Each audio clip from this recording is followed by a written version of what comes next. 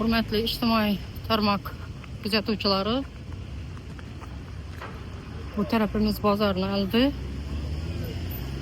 Bu tarafdan şu hal ahvol kuni kecha yo'l bilan bog'liq muammolar hal bo'ldi deb quvongan edik, lekin eski tas, eski hammom hech kim e'tibor ham qilmaydi. Hech kim bu tirbandliklar, xalqning qiyin ahvolda qolishi hech kimga qiziq emas.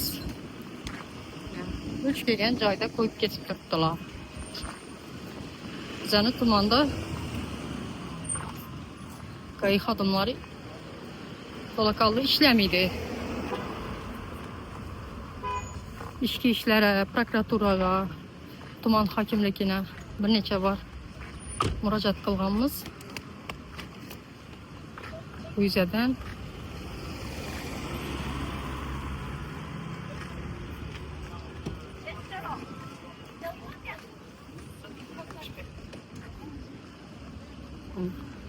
görüp üzeriniz bahasını beraberesizler.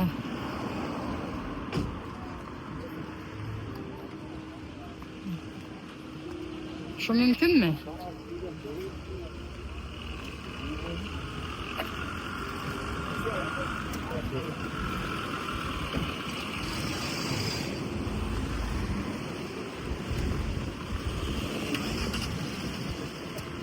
Ne halı? Görünler üzeriniz bahasını beraberesizler. Tamam, mutasaddileri kanday işleşini bahasını halk versin.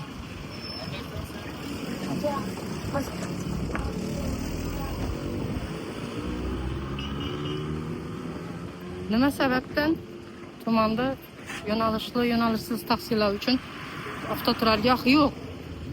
Şu savolga kimdir cevap verishi kerak bu.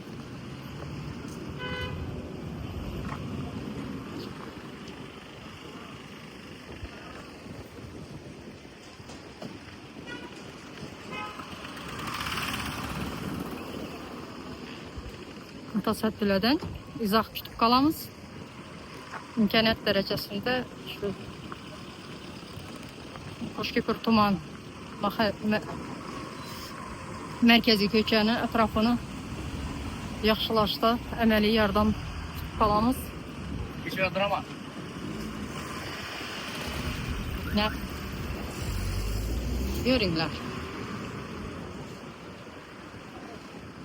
Hali bu yol infratuzilmasi yaxshilangandagi holat. Mana.